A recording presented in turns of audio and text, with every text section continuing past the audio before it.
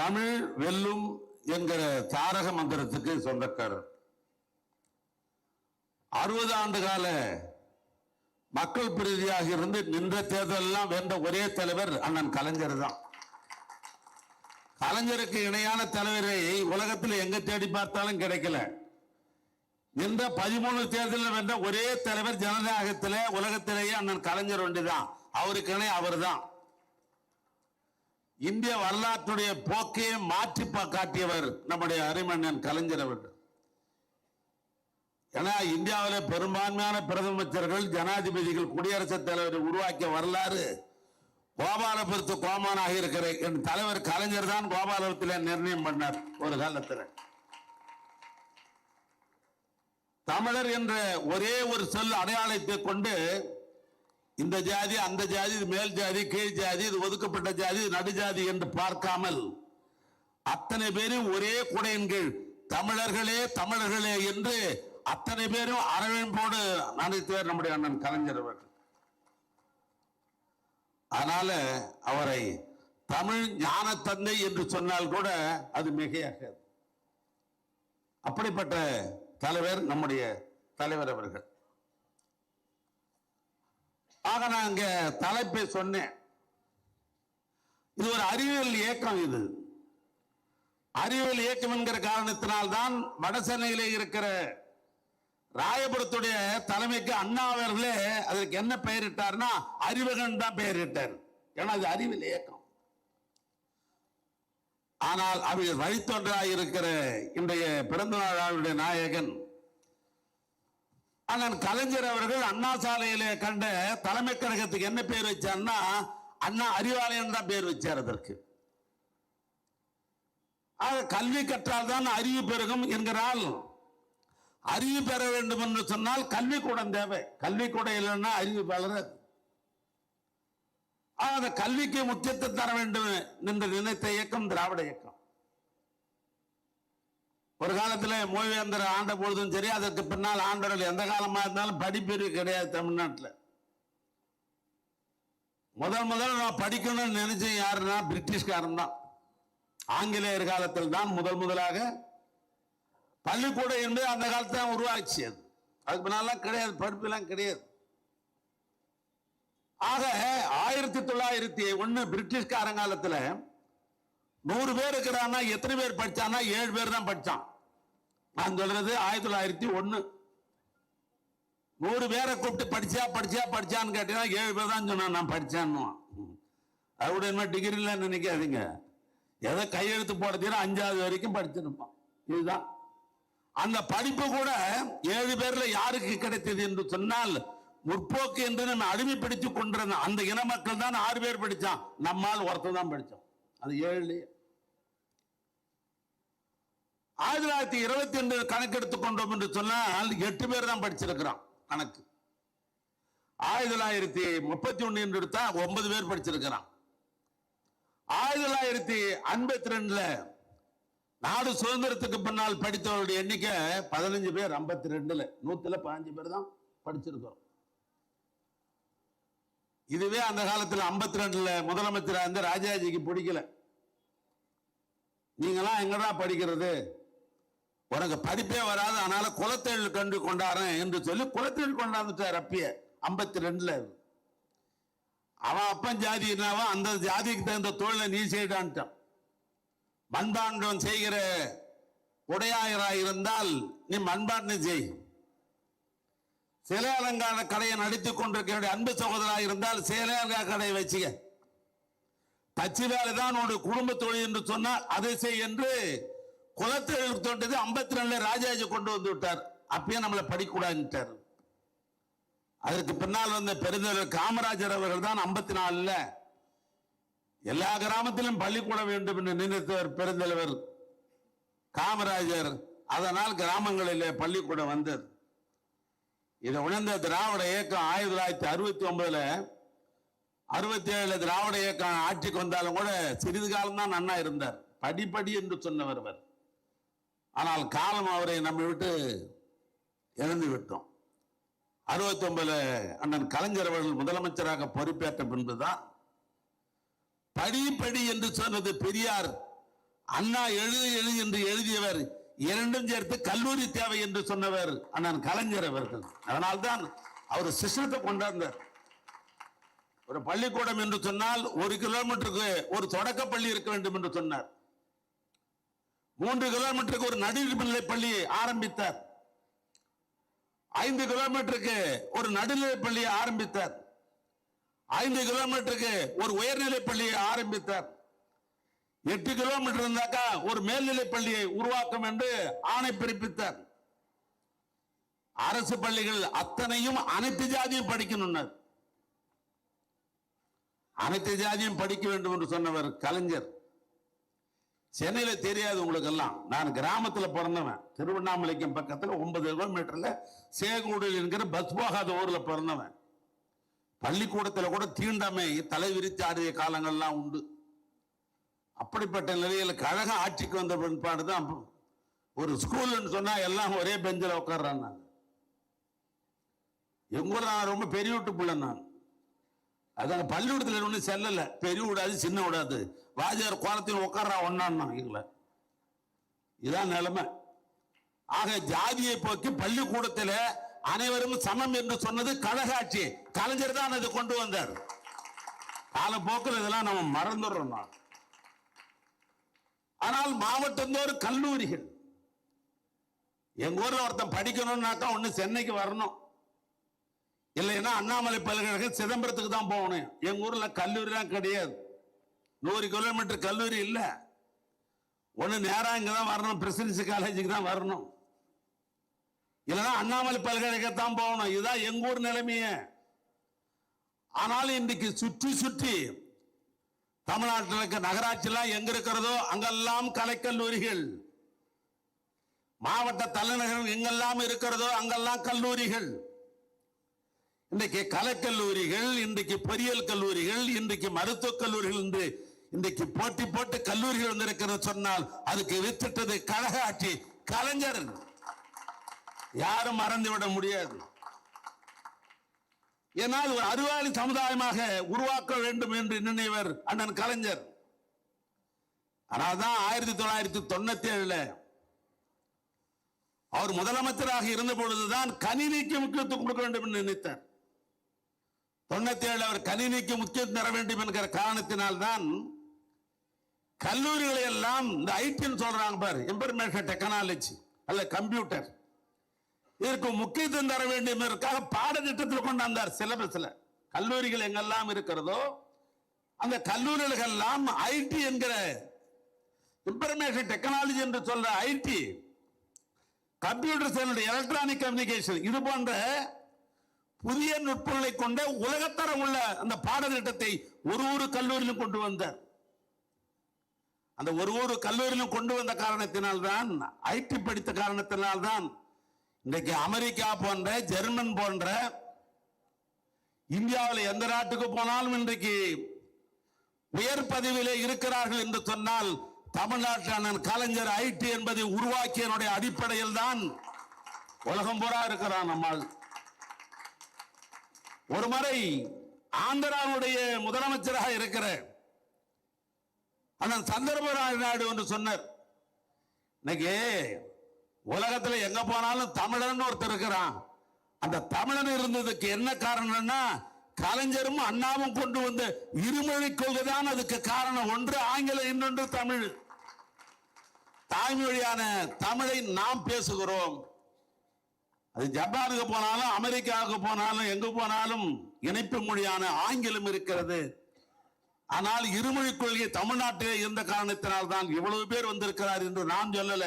ஆந்திராவிலே இருந்த முதலமைச்சர் சந்திரபாபு ஒரு பேட்டியிலே சொன்னார். ஆக உலகளாவிலே இன்றைக்கு பொறியாளர்கள் இருக்கிற காரணத்தினால் தான் இன்றைக்கு தமிழ்நாடாக இருந்தாலும் இந்தியாவாக இருந்தாலும் இன்னைக்கு பொருளாதார வளர்ச்சி வளர்ச்சி பெற்றிருக்கின்ற சொன்னால் வெளிநாட்டிலே பணியாற்றுபவர்கள் அத்தனை பேரும் இந்த இந்தியாவுக்கு, தமிழ்நாட்டுக்கு டாலர் கணக்காக பணங்களை அனுப்புகிற காரணத்தினால் இங்கே பொருளாதாரம் இன்றைக்கு முன்னேறி இருக்கிறது. அப்படிப்பட்ட அண்ணன் அவர்கள் தான் அவருடைய பரிணாம வளர்ச்சி என்று சொன்னால் பலதை சொல்லலாம். நான் எப்பொழுதும் சொல்லுவேன், 10 தலை ராவணனை நாம் பார்த்ததில்லை. அவனை ஆற்றலை பற்றி பேசுகிற பொழுது 10 தலை ராவணன் சொல்லுவாங்க. 10 தலை இருந்ததா? 10 தலை அல்ல. அவனுடைய பரிணாம வளர்ச்சி, அவன் பன்முக தலைமை கொண்டவன், அவன் அப்படிப்பட்ட ஆற்றலாளன், வீரன், விவேகன், இசையமைப்பதிலே அவன் இசைவாணன், இலக்கியவாதி. இன்று 10 தலை ராவணனை இப்படித்தான் சொல்வார்கள். பன்முகம் கொண்டவன் என்று பதிலாக எளிமையாக 10 தலை ராவணன் என்று சொல்வார்கள். அப்படி பார்த்தோம் என்று சொன்னால் பன்முகமும் தெரிந்திருக்கிற இலக்கியவாதியாக இருக்கலாம், அல்லது திரைப்படவாதியாக இருக்கலாம், வசனகர்த்தாவாக இருக்கலாம், அல்லது நாடக ஆசிரியராக இருக்கலாம், அல்லது எழுத்தாளராக இருக்கலாம், சிறந்த நிர்வாகியா இருக்கலாம், இன்னும் சொல்ல போனால் இந்தியாவே சிறந்த முதலமைச்சரில் முதலிடத்தில் இருப்பவராக இருக்கலாம். இப்படி பன்முகம் கொண்ட தலைவர் யார் என்று சொன்னால் கலைஞர் மட்டும்தான். அவருக்கு இணையானவர்கள் யாரும் கிடையாது. ஒரு பெரிய எழுத்தாளர், இலக்கியவாதி, கவிதை புனைவர், திரைப்படத்திற்கு வசனகர்த்தா மட்டுமல்ல, 28 படத்துக்கும் மேற்பட்ட தயாரிப்பாளர் அவர் தான். அப்படிப்பட்ட பன்முகம் கொண்ட தலைவர் அண்ணன் கலைஞர் என்று சொன்னால் அது மிகையாகாது. இன்னும் சொல்ல போனால் இலக்கியவாதி. நான் சொன்ன தமிழ் ஞானத்தந்தை என்று சொன்னதுக்கு ஒரே காரணம், அங்க கடைசியில் இருப்பனும் சரி, என்னையும் சரி, இவ்வளவு பேரையும் ஏன் தமிழ்நாட்டில் இருக்கிற ஒட்டுமொத்த தமிழனும் சரி, இல்லை இல்லை உலகத்தில் இருக்கிற அத்தனை தமிழனும் ஒரே வரியில சொல்லுகிறார், உடன்பிறப்பே வா என்று சொன்னால் முடிஞ்சிட்டாரு. ஒற்றை சொல்லையிலேயே நம்மை கட்டி போட்ட தலைவன் அந்த தலைவன். அப்படிப்பட்ட தலைவருக்கு இங்கே சிறப்பான பிறந்த நாள் விழா நம்முடைய சேகர் பாபும் அவருக்கு சேர்ந்த உடன்பிறப்புகள் சிறப்பாக எடுத்துக் கொண்டிருக்கிறார். எனக்கு துறைமுகம் என்று சொன்ன உடனே எனக்கு ஒரு நினைவு வந்தது. செந்தில்வேலன் இங்கே பேசுகிற பொழுது மிக சிறப்பாக பேசினார். தொண்டர்கள் எல்லாம் உற்சாகப்படுத்துகிற அளவுக்கு தன்னுடைய உரையை அமைத்துக் கொண்டிருந்தார்.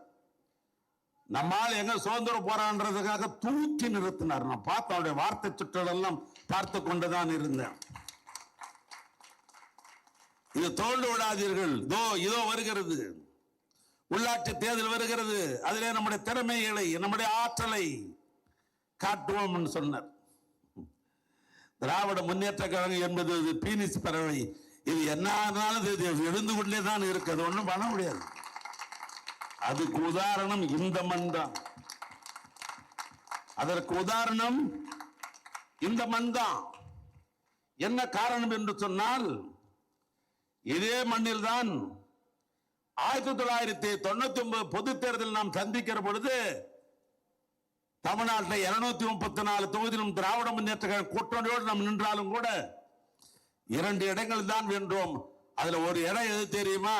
அன்றைக்கு நன்றி உணர்வோடு இந்த தொகுதி மக்கள் அண்ணன் கலைஞருக்கு வாக்களித்திருந்தார்.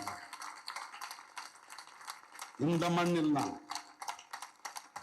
அதனால்தான் அந்த நன்னுணர்வு தொடர்ந்து இந்த மண்ணில் இருக்கிற காரணத்தினால்தான் என் தம்பி சேகர் பாபுக்கும் உதயசூரனுக்கு ஓட்டு போட்டிருக்கிறீங்க.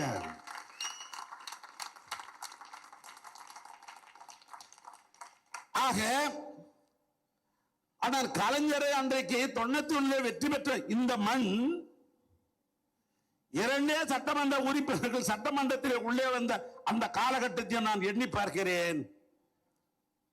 அதற்கு பின்னால் அருமை நண்பர்களே, நான் பீனிக்ஸ் பதவி என்பது சொற்றொடருக்காக சொல்லவில்லை. 91 2 பேர் தான் திமுக என்று உள்ளே நுழைந்தோம். ஆனால் அதற்கு பின்னால் இதே நம்முடைய 91க்கு பின்னால் 2006 திராவிட முன்னேற்ற கழகம் அண்ணன் தலைவர் கலைஞருடைய தலைமையில 2006 நாம் தான் வெற்றி பெற்றோம். 1996 நாம் தான் வெற்றி பெற்றோம். 91க்கு பின்னால் 96 5 ஆண்டு காலம் திமுக தான் ஆட்சிக்கு வந்தது. 2006 இரண்டாவது முறையும் திமுக தான் ஆட்சிக்கு வந்தது. அதில் அடியன் நான் கூட்டுறவு மற்றும் உணவுத்துறை அமைச்சராக இருந்து சிறப்பாக, ஏன் சுப்ரீம் கோர்ட்டே பாராட்டுகின்ற அளவுக்கு அந்த துறையை சிறப்பாக நடத்தி கொடுத்தேன். ஏன்னா அமைச்சருக்கு என்ன தோறன்னு தெரியலன்னு செந்தில்வேலன் ரொம்ப வருத்தப்பட்டார். அந்த துறையை நான் எடுக்கிற பொழுது எனக்கு நல்ல நினைவு இருக்குது. எனக்கு எனக்கு அமைச்சர் பொறுப்பு கொடுத்தாங்க, ஃபுட் அண்ட் கோஆபரேஷன் 2006. எங்க ஊர் சட்டமன்ற உறுப்பினர்லாம் வந்து துண்டு போட்டு இருந்தோம். ஆரஞ்சு சட்டமன்ற உறுப்பினர் பேர் சிவானந்தன் பேர். அதனால எனக்கு துண்டை போட்டு கட்டி அழுதான். ஏதோ ஆனந்த கண்ணீர் தான் பழகுது. நம்ம அண்ணா அமைச்சர் ஆயிட்டாரு, அது 2 துறையை போட்டு கொடுத்துருக்குறாங்கல்ல, ஆனந்த கண்ணீர் வடிக்கிறான்னு பார்த்துட்டு மகிழ்ச்சி சந்தோஷம். ஒரு நிமிஷம் வாங்கினா இப்படி போனேன். என்ன பண்ண, ஐயோ இந்த துறை யாருக்கும் ஒத்து போற துறையாச்சே, பாதியிலே புட்டுக்குவாங்களே அமைச்சராக இருக்கிற இந்த துறை எதுக்கு உனக்கு கொடுத்தாங்க. எப்படி பண்ண, அதுவும் நம்ம மாவட்டத்துக்கு ஒத்து வராதே. என்ன விஷயம், என்ன உணவுத்துறையா பாவுசா இருந்தார், பாதியிலே போயிடுச்சு. ஏன்னா பாவுசா எங்க மாவட்டத்துக்காரர். ஜீவி சிவநாதன் ஒரு மந்திரி இருந்தார், உணவுத்துறை மந்திரியா இருந்து டெல்லிக்கு போனா திரும்பி வருகிற போது உணவுத்துறை மந்திரியா வரல, அவர் வரும்போது எக்ஸை மந்திரியா வந்தார். இன்னும் சொல்ல போனால் என் அண்ணன் திறமைக்கே ஒட்டுமொத்த உருவமாக இருக்கிற அண்ணன் ஆற்காட்டார் கூட உணவுத்துறை அமைச்சராக இருக்கும்போது ஒரு போட்டுக்குச்சு. இதை 3 என்கிட்ட சொல்லு, அன்னைக்குதான் மந்திரியா இருக்கிறேன், இதை 3 என்கிட்ட சொல்லு அண்ணா, இது நமக்கு ஒத்து வராத துறை எதுக்குன்னா ஒண்ணு கொடுத்தாங்க. ஆனால் 5 ஆண்டு காலம் அண்ணன் கலைஞருடைய அறிவுரையோடு, நான் தான் சொன்னேன், சுப்ரீம் கோர்ட்டே பாராட்டியது. டைம்ஸ் ஆஃப் இந்தியா இந்து பத்திரிகையில முழு பக்கம் எழுதினார்கள். பிடிஎஸ் தமிழ்நாட்டை தான் அதுக்கு உதாரணம் எழுதினாங்க. ஆக 2 சட்டமன்ற உறுப்பினர் திமுக வெற்றி பெற்ற பின்பு 96 நாம் தான் ஆட்சி பிடித்தோம், திமுக தான் ஆண்டது. 2006 திமுக தான் ஆண்டது.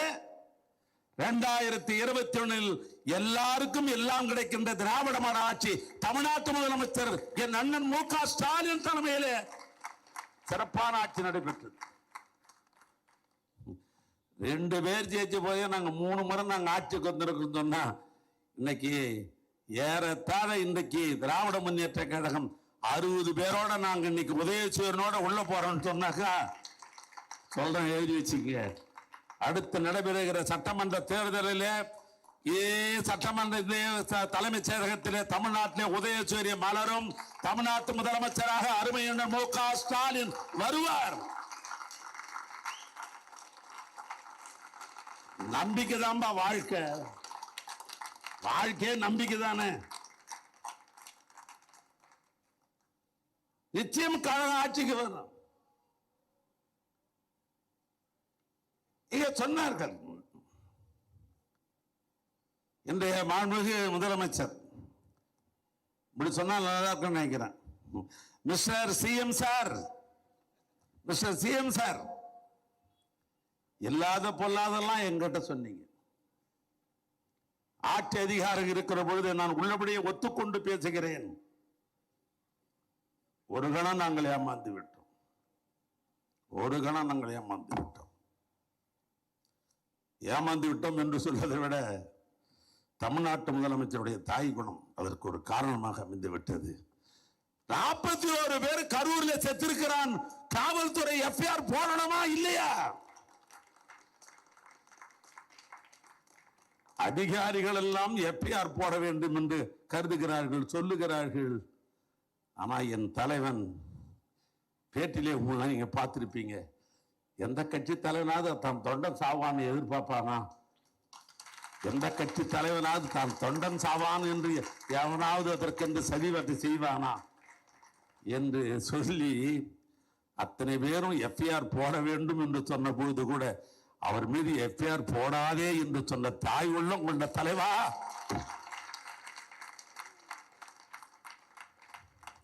ஒரு கணம் அன்றைக்கு போட்டிருந்தால் இன்னைக்கு நிலைமையே வேறாக மாறி இருக்கு. அடுத்தது எல்லா மேடையிலும் சொன்னார் அவர், அவர்கள் கொள்கை விரோதி, இவர்கள் அரசியல் விரோதி. அவர்கள் கொள்கை விரோதினா யாருன்னா தெரியுதா? டெல்லியில் இருக்கலாம் கொள்கை விரோதியாம், இங்க இருக்கிற நாம் அரசியல் விரோதியாம். ஐயா, இந்த ஒரு வார்த்தைக்கு மட்டும் நான் பல முறை ரூம்ல தனியா உட்கார்ந்து சிந்தித்து என் தலையில இருக்கிறது மேல இருக்கிறதெல்லாம் போயிடுச்சு ஆகிய நானும் யோசித்து பார்த்தேன். இந்த வார்த்தைக்கு என்னடா பொருள்? இந்த வார்த்தைக்கு என்ன பொருள்? மக்கள் தலைவர் எம்ஜிஆர் நம்மோடு இருந்தார். அண்ணன் கலைஞருடைய 40 ஆண்டு கால நண்பர் அவர்.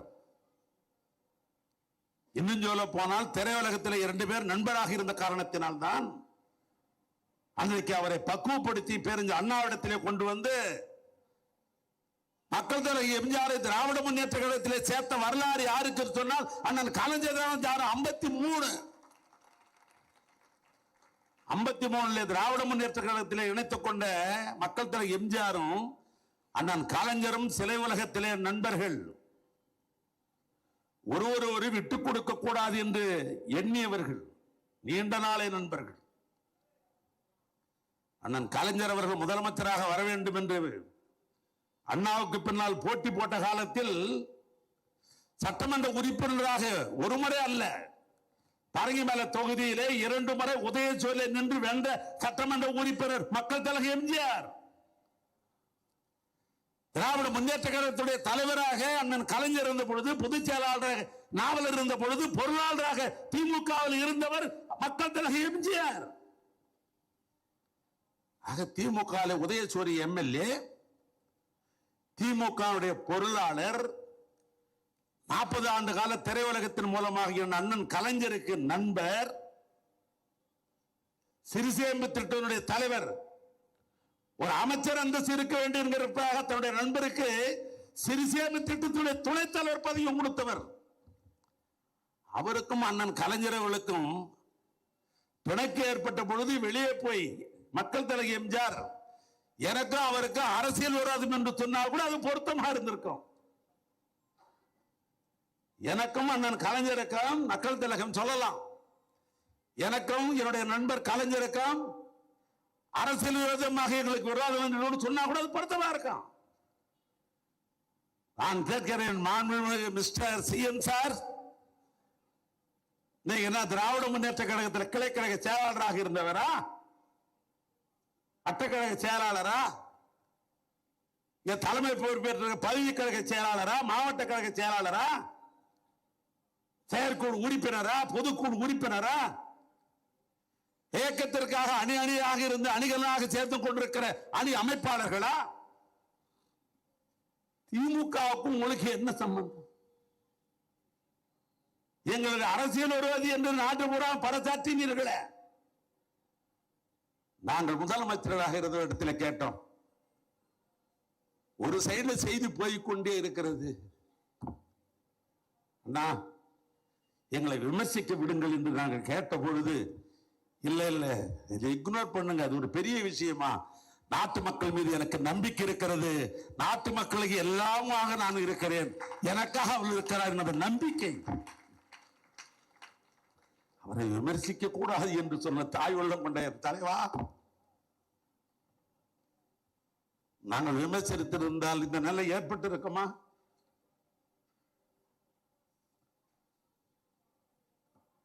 அதோடு மட்டுமல்ல, ஏதோ மக்கள் ஏமாந்தார்கள், நம்பின நங்கன குட்டீசன புட்டீசன ஏதோ குழந்தைகளை தன்மைப்படுத்தி சாக்கலேட்டுக்கா உங்க அப்பா அம்மா, உங்க அத்தை கிட்ட, உங்க மாமா கிட்ட, உங்க தாத்தா கிட்ட, உங்க பாட்டி கிட்ட சாக்கலேட்டுக்காக நீ அழுவ மாட்டியா? அதுக்காக விஜய மாமாவுக்காக நீ ஒரு ஓட்டுக்காக அழுது எனக்கு வாங்கி கொடு என்று அந்த இளம் சிறாரை கூட நீங்கள் இந்த நேரத்தில் தேர்தலில் நீங்கள் பயன்படுத்திக் கொண்டீர்கள். நான் ஒரு ஆதாரபூர்வமான செய்தியை நான் ஒன்று சொல்லுகிறேன். ஆழ்வார்பேட்டையில் என் வீட்டுக்கிட்ட பக்கத்தில் கீர்த்திலால் ஒரு கடை இருக்குது. இந்த கீர்த்திலால் கடைக்கும் பக்கத்தில் ஒரு பழக்க ரோட்ல ஒரு பழ கூட வைத்துக் கொண்டு ஒரு பழக்கடை, ஒரு 70 வயது தக்க ஒரு மூதாட்டி, என்னுடைய ஓட்டுநரை அனுப்பி அந்த ஒரு பழம் வாங்கினா எதுக்கு ஓட்டு போட்டுன்னு கேட்டு வாங்க. என்னுடைய ஓட்டுநர் நேரா போய் அந்த வயதான 70 வயது உள்ள இந்த மூதாட்டி இடத்துல போய் ஒரு கிலோ ஆப்பிள் வாங்கிட்டு, பாட்டி நீ எதுக்கு ஓட்டு போட்டேன்?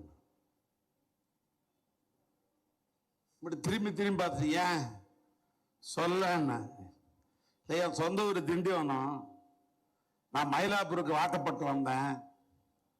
எங்க வீட்டுக்கு அந்த காலத்துல இந்த காலம் வரைக்கும் திமுக. எங்க குடும்பத்துல 17 ஓட்டு. நாங்க காலம் பூரா உதவிச்சூர்னு ஓட்டு போட்டே பழக்கப்பட்ட குடும்பம் தான் எங்க குடும்பம். ஆனா இந்த வரது பேர பையன் வந்து தொல்லை கொடுத்தான். ஆயா இந்த ஒரு முறை மட்டும் விசிலுக்கு ஓட்டு போட்டுறியா, ஆயா இந்த ஒரு முறை மட்டும் விசிலுக்கு ஓட்டு போட்டுறியா என்று கெஞ்சினா. ஐயோ குழந்தை பிள்ளை இப்படி கேக்குதே அப்படின்னு நானும் எங்க வீட்டுக்காரரும் குழந்தை அழுவுதே, விசிலு கேக்குதே, விசில் கேட்கிற குழந்தை விசிலுக்கு ஓட்டு போடுன்னு கேக்குதே, விசில் தான் கேட்கும் குழந்தைங்க, விசிலுக்கு ஓட்டு போடுன்னு கேக்குதே என்று எனக்கு தெரிஞ்ச நான் வாக்கப்பட்ட காலத்திலிருந்து எனக்கு வயசு 70. நான் கிட்டத்தட்ட 20 வயசுல வாக்கப்பட வந்தேன். அன்னையிலிருந்து நடந்த தேர்தல் எல்லாம் உதவி செய்யும் போட்ட இந்த கைதான் என் குழந்தைக்காக ஒரே ஒரு முறை விசில்ல தான் போட்டேன். நான் விசில் ஓட்டு போட்டா திமுக வராத கூடும், இருந்தாலும் அவர் நல்ல மனுஷன் வந்துருவார்னு நம்பிதான் அங்க போட்டேன் என்று நேரடியாக சொல்லுகிறேன். என் தாய் மீது ஆணையிட்டு சொல்லுகிறேன். இந்த சம்பவத்தை அங்க நான் காதாட கேட்டேன். இதுதான் தமிழ்நாட்டு நிலைமை, இதுதான் தமிழ்நாட்டு நிலைமை. நான் ஓட்டு போட்டா மு.க. ஸ்டாலின் ஜெயிக்காத போறார். அவர் கட்டாயம் ஜெயிப்பார். நாட்டு மக்களுக்கு நல்லதை செய்திருக்கிறார், ஜெயிப்பார். அவரை போல தமிழ்நாட்டுடைய மக்களுடைய நாடியை பிடித்து திட்டங்கள் தீட்டுகிற முதலமைச்சர் எனக்கு தெரியுது சுதந்திர காலத்தில் இருந்து இது வரைக்கும் இல்ல. அவர் முதலமைச்சராக பொறுப்பேற்ற உடனே பத்திரிகையாளர் கேட்கிற போது சொன்னார், சொன்னதோடு மட்டும் இல்ல கடைசி நடந்தார்.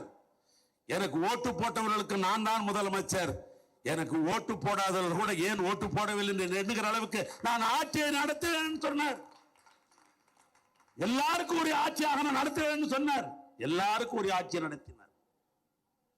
ஆட்சியை பற்றி யாராவது ஒரு குறை சொல்ல முடியுமா? ஒருத்தர் சொல்ல முடியுமா? 24 மணி நேரத்தில் எனக்கு தெரிஞ்சு அது அநேகமா தூங்கிய நேரம் 2 மணி நேரம் தான் இருக்கும். ஒரு நாள் 2:15 மணிக்கு என்னுடைய தொலைபேசி அடிக்கிறது, செல்போன். 2:15 மணிக்கு யார் பாடிக்கிறா? இங்க திருவண்ணாமலை யாரோ தொகுதிக்காரன் யாரோ பிரச்சனையா யோசனை பண்ணி செல்ல எடுக்கிறேன். 2:15 மணிக்கு பார்த்தா முதலமைச்சருடைய போன் எடுத்தாங்க. அண்ணா தூங்கிட்டீங்களான்னு கேட்கிறாரு. 2:15 மணி தூங்காத, நான் என்ன பண்ண முடியும்? நான் பக்குவமா சொன்னேன். ஆனா 12 மணி வரைக்கும் படிச்சுன்னு தான் இருந்தேன். இப்பதான் கண்ணு அசந்ததுன்னு. தூங்கணும்னு கூட சொல்லல. ஏன்னா அவர் தூங்காத நம்மள போன் போடுறாரு, நான் தூங்கணும் எப்படி சொல்ல முடியும்? நான் சொன்ன 12 மணி வரைக்கும் படிச்சுட்டு இருந்தேன், இப்பதான் கண்ணு அசந்தேன். இப்ப கேட்கிறார், மதுரையில் அண்ணன் கலைஞர் பேர்ல ஒரு நூற்றாண்டை முன்னிட்டு அங்க ஒரு நூலகம் கட்டி கொண்டிருக்கிறோமே, அது எப்பொழுது முடியும்னு 2:15 மணி கேட்கிறாரு. என்ன 2:15 மணிக்கு நூலகம் கட்டுறது மதுரையில் அண்ணன் கலைஞருடைய நூற்றாண்டு விழாவை முன்னிட்டு தென்னக பகுதிகளுக்கெல்லாம் அறிவாளி ஆக வேண்டும் என்ற ஒரே அடிப்படையில் கட்டப்படுகிற அறிவு உலகத்திற்காக கட்டப்படுகிற நூலகம் 2:15 மணிக்கு அவர் கேட்கிறாருன்னா அந்த முதலமைச்சர் தூங்கினாரா தொக்கலன்னு எப்படி சொல்றீங்க? சொல்லி ஆக இந்த நாட்டு மக்களுக்காக 2 மணி நேரம் 3 மணி நேரம் தூங்கிவிட்டு நமக்காக உழைத்த தலைவர் அந்த தலைவர்.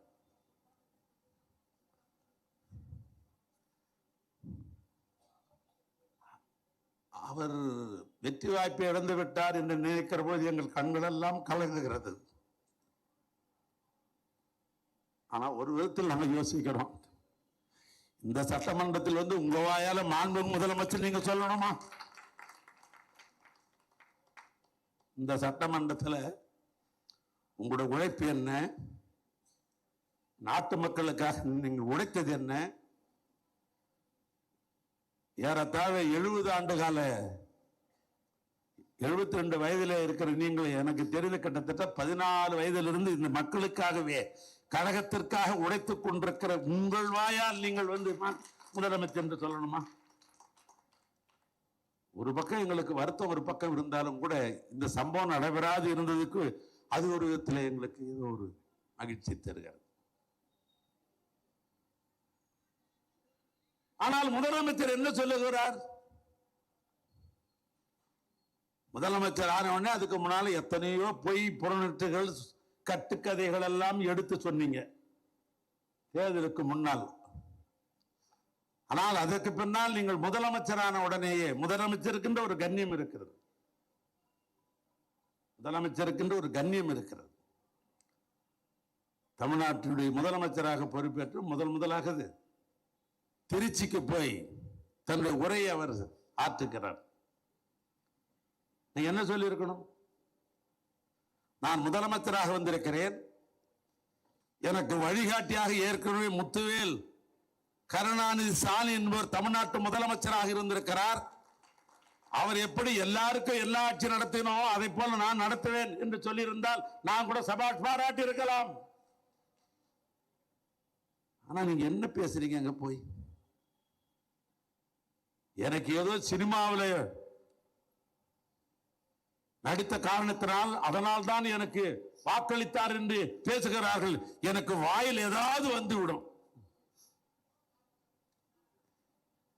வேற என்ன? நீங்க சினிமாவில் நடத்த புகழை மையமாகத்தான் ரசிகர் பெருமக்கள் உங்களுக்கு வாக்களித்திருக்கலாம். உங்களை திரையிலே பார்த்த வாக்காளர் பெருமக்கள் போடலாம் என்று போட்டிருக்கலாம். அல்லது நீங்கள் என்ன ஏற்கனவே இந்தி போராட்டத்தில் இந்தி ஒழிக தமிழ் வாழ்க என்று சிறைக்கு போனது உண்டா? அல்லது 2 ஆண்டு காலத்துக்கு முன்னால் இதே சென்னையில் பெரும் மழையின் காரணத்தினால் பெரும் சீற்றத்தின் காரணத்தால் தத்தளித்தது.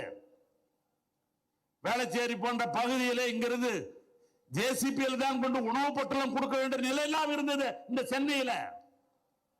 அப்படிப்பட்ட வெள்ளக்காடாக இருக்கிற போது நீங்க போட் எடுத்து கொண்டு போய் எல்லா மக்களுக்கும் உணவு வாங்கி இந்த மக்களுக்கு உதவியது உண்டா? இந்த சமுதாயத்திற்காக நீங்க ஏதாவது பாடுபட்ட ஏதாவது வரலாறு உண்டா? எதுவுமே இல்லையே. உங்களுக்கு அரசியல் தொடர்பு இல்லை, சமுதாய தொடர்பு இல்லை, சமூக பணி செய்யல. உங்களுக்கு இருந்த ஒரே துறை சினிமா துறை. அந்த சினிமா துறை இமேஜின் மூலமாக ஓட்டு போட்டார் என்று பேசினால் ஏன் அதுல உங்களுக்கு கோபம் வர வேண்டிய அவசியம் இல்லையே? அது சொல்லிவிட்டு என்ன சொல்றீங்க? எனக்கு ஏதாவது வாயில் வந்துடும். வள்ளுவர் அப்படி சொல்லலையே. இனியே உளவாக இன்னாத குரல் கனி இருப்ப காய் கவர்ந்த ட்ரெயினர். இனிமையா எத்தனையோ சொல் இருக்கிற சொல்லலாம். அதை விட்டுட்டு நீ வாயால எதையாவது சொன்னா உனக்கு விரோதி கிடைப்பான்றார். பழம் இருக்குது, காய் இருக்குது, எதை சாப்பிடுவ? பழத்தை தானே சாப்பிடுவ, காயை சாப்பிடுவியா? அதுதானே சொல்றாரு. இனியவே உளவாக இன்னாத குரல் கனி இருப்ப காய் கவர்ந்தது. நீ இனிமையா சொல்ல வேண்டிய எத்தனையோ வார்த்தைகள் இருக்கிற பொழுது நீ சொல்லலன்னா நீ பழத்தை விட்டுட்டு காய சாப்பிடுற கதைப்பா. வள்ளுவர் சொல்றாரு, நான் சொல்லல. ஏன்னா அந்த திருக்குறளை நீங்கள் படிக்கவில்லையா? அது எப்படி? திருக்குறளும் கலைஞருக்கு தானே சொந்தம். கலைஞருக்கு திருக்குறள் சொந்தம், திருக்குறள் கலைஞருக்கு சொந்தம். ஆனால் தான் இங்க கலைஞர் கோட்டம், வள்ளுவர் கோட்டம் கட்டிருக்கிறான கலைஞர் தானே. 133 அடி சிலை வந்து கன்னியாகுமரியில இருக்கிறது என்று சொன்னால் அது அண்ணன் கலைஞர் தானே.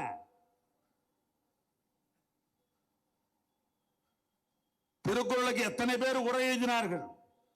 பரிமேலகரிலிருந்து, திருக்குறள் முன்சாமியிலிருந்து, வரதராசராரிலிருந்து, லக்குனாரிலிருந்து எத்தனை பேர் உரை எழுதினார்கள். ஆனாலும் இன்னைக்கும் பாமரனுக்கு புரிகிற மாதிரி உரை எழுதியவர் என் அண்ணன் கலைஞர். திருக்குறள்ல வண்டியில புத்தகம் வச்சிருக்க திருக்குறளின் அண்ணன் கலைஞரையும் மறக்க முடியுமா? பிரிக்க முடியுமா? பிடிக்க முடியாது. அப்படிப்பட்ட குரல்லாம் முதலமைச்சர் படிக்கணும். நீங்க படிச்சாதான் சொல்ல மாட்டீங்க. என் வாயில் ஏதாவது வந்துடும். எதுக்கு வரணும்? புரியல எனக்கு. நான் யோசிச்சு பார்க்கிறேன், எதுக்கு வரணும்? திரையுலகத்தினுடைய புகழ்ச்சியால் நீங்கள் ஆட்சி பிடிச்சிங்கன்னு சொன்னாக்கா உண்மையை சொன்னா ஏன் கோவப்படுறீங்க? ஏன் கோவப்படுறீங்க? இங்க பேராசிரியர் ஜவஹர்லால் இருக்கிறாருன்னு சொன்னா எங்க வடார்காடு மாவட்டத்தில் வாணியம்பாடி இஸ்லாமிய கல்லூரியில சிறப்பாக பணியாற்றினார், பல மாணவர்களை உருவாக்கி இருக்கிறார் அப்படின்னு அவருக்கு ஒரு பெருமை உண்டு. நல்ல மாணவர்களை உருவாக்கினார் நான் நம்புறேன். அவருக்கு எனக்கு கிட்டத்தட்ட எனக்கு தெரிஞ்சு பார்த்தா 20 ஆண்டு கால நட்பு, நெருக்கமான நட்பு. எங்க ஊர் பேராசிரியர் நட்பு, சட்டமன்ற உறுப்பினர் நட்பு, இப்ப தோழமை கட்சி தலைவர் என்கிற அந்த நட்பு, இப்படி பல நட்புகள் உண்டு எங்களுக்கு எல்லாம். அவர் தொழில் பேராசிரியர், அதை சொல்லாத அவருக்கு பெருமை. நீங்க துறையரகத்திலிருந்து திரையுலகத்தில் உங்களுக்கு பெருமை தானே, அதை சொன்னா ஏன் கோவப்படுறீங்க? மூகாம்பிக்கு போற காரணத்தினாலே எல்லாமே மக்கள் எம்ஜிஆர் ஆயிட முடியுமா? எனக்கு என்ன கேள்வி கேட்கிறேன். ஆயிட முடியுமா? அவரே கேட்டாங்க அந்த காலத்துல, எங்க நீங்க பெரியார் பெரியார்னு சொல்றீங்களே, பெரியாருக்கு நூற்றாண்டு விழா கொண்டாடுறீங்களே, பெரியாருடைய எழுத்தை சீர்திருத்தி எழுத்தவன் நீங்க தானே அறிவிச்சீங்க, நீங்க மூகாம்பிக்கு போலையான்னு கேட்டாங்க அவரை. டக்குன்னு பிரஸ்காரர் கேட்டோடனே அவங்களாம் பிரஸ் சந்திக்கிற முதலமைச்சர், அவர்கள் எல்லாம் பிரஸ் சந்திக்கிற முதலமைச்சர் அவர்கள் எல்லாம். உடனே சொன்னார் மக்கள் தலைவர் எம்ஜிஆர், நான் வேற ஒன்றும் அங்க போனேன், அங்க போய் நான் மூகாம்பிகையில எங்க அம்மா சத்யாவை தாயே நான் அங்க பார்த்தேன், ஒரே போடு போட்டார். அங்கே என்னுடைய தாயின் உருவத்தை நான் பார்த்தேன் சொன்னவர் மக்கள் தலைவர் எம்ஜிஆர். பிரச்சனை இருக்குது இன்னைக்கும். அதனால ஒண்ணு சொல்றேன், மிஸ்டர் சிஎம் சார், நல்ல ஆட்சி நடத்துங்க. இங்க நம்முடைய செந்தில்வேலன் குறிப்பிட்டதை போல இன்னைக்கு போட்டிருக்கிற திட்டங்கள் எல்லாம் எல்லாருக்கும் எல்லாம் கிடைக்க வேண்டும் என்று திராவிட மாடல் ஆட்சியில் போட்ட திட்டம் தான். எப்படி நாம் பிறந்த மண்ணுக்கு தமிழ்நாடு என்று பெயர் எடுத்த அண்ணாவை நாம் மறக்கலையோ, அதே போல முத்துவேல், கருணாநிதி, ஸ்டாலின் இந்த மண் மறக்காது. ஏன்னா பார்த்து நான் சொன்னேன் ஒரு இலக்கிய கூட்டத்தில், நாட்டில் இந்திய பொருளாதாரம் வளர்ச்சி பெற வேண்டும் என்று திட்டங்கள் போடலாம், மாநிலம் வளர்ச்சி பெற வேண்டும் என்று திட்டங்கள் போடலாம். ஆனா குடும்ப வளர்ச்சி பெற வேண்டும் என்று பொருளாதார வளர்ச்சி திட்டம் போடணும்னா அது முத்துவேல், கருணாநிதி, ஸ்டாலினால் மட்டும்தான் போட முடியும். எல்லா வீட்டுக்கும் நம்முடைய பொருளாதார வளர்ச்சிக்கு அத்தனை திட்டம். ஆனால் அவர் போட்டிருக்கிற திட்டங்கள் எல்லாம் நல்ல திட்டம். அந்த திட்டத்தை கூடுமான வரைக்கும் அது பின்பற்றுங்க. அதான் என்னால சொல்ல முடியும். இப்ப ஏன்னா இன்னும் சட்டமன்றமே கூடல, இன்னும் முதல் சட்டமன்றமே நாம் பார்க்கல. எப்படி அமைச்சர் எந்திரிக்க போறாரு, எப்படி பதில் சொல்ல போறாரு எங்களுக்கு இன்னும் புரியல. சட்டசபைக்கு போனாதான் எங்களுக்கே புரியும். ஏன்னா அங்க செந்தில்வேல் சொன்னதெல்லாம் பார்த்தா எனக்கு தலை இருக்குது. ஒரு அமைச்சர்கள் இப்படி இருக்காங்க, துறையை பத்தியே தெரியலன்றார். அவரவர்கள் துறையை பத்தி அவளுக்கு தெரியல. சுற்றுச்சூழலுக்கும் சுற்றுலாத்துறைக்கும் இரண்டுக்கும் இருக்கிற மாறுபாடே புரியலன்றார். என்ன நிலைமையோ எங்களுக்கு தெரியல. இருந்தாலும் சட்டமன்றத்தில் வைத்துக் கொள்ளலாம் என்று சொல்லி, மிஸ்டர் சிஎம் சார், தமிழ்நாட்டுக்கு நல்லது செய்யுங்க. நல்லது செய்யலன்னா அரசியல் விமர்சனம் வரத்தான் செய்யும், அதையும் தாங்கிக் கொள்ளதான் வேண்டும். நீங்க அதுக்காக என் வாயில் எது வேணாலும் வரும் அப்படின்னாக்கா ஏதோ ஒரு முறை நீங்க சொல்றதுக்காக நாங்க பொறுத்துக்கிறோம். இல்லைன்னா எங்களுக்கு வாயில எது இதெல்லாம் வரும்.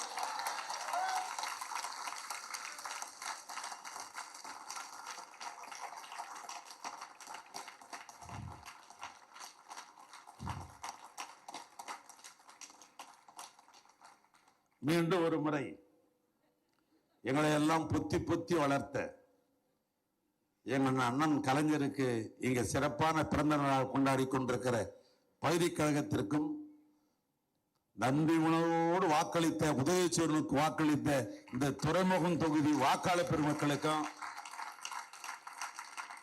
அதன் மூலமாக இங்க சட்டமன்ற உறுப்பினராக உருவாகி இருக்கிற உங்கள் வீட்டு பிள்ளை சேகர் பாபு அவர்களுக்கும், இந்த நிகழ்ச்சி சிறப்பாக ஏற்பாடு செய்த தலைவர் கலைஞர் உடன்பிறப்புகளுக்கு எனது கோடான கோடு நன்றி சொல்லி உரையை நான் நிறைவு செய்கிறேன். நன்றி, வணக்கம்.